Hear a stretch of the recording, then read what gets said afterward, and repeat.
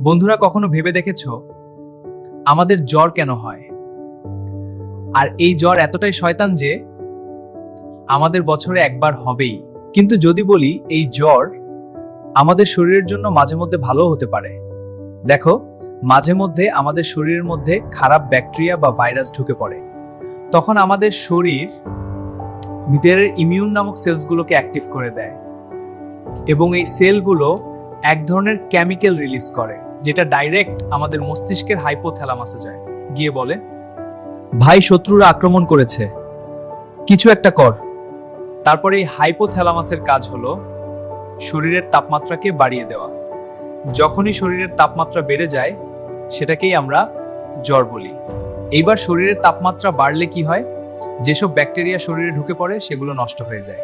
এই জন্যই বলা হয় মাঝে মধ্যে জ্বর হওয়া সত্যিই ভালো।